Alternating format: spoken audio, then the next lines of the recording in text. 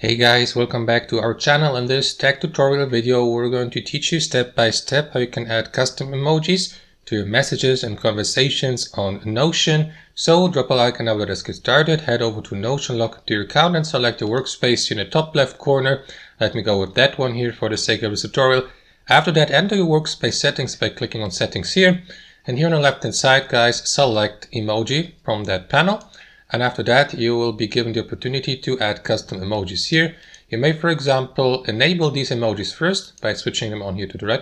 So what you want to do is click on that emoji here. After that, simply upload your custom emoji saved on your device, for example, sourced from Canva, for example, or from any other website, or if you created them yourself. And upload them from your device by clicking on that button, assign an emoji name here, and save them or save these changes by clicking on save here. And that is going to add your custom emojis to your texts and messages here on Notion so that you may use them in your conversations. And that's basically it, guys. That's how it works. Thanks for watching. I hope you enjoyed this video and we'll see you next time on our channel.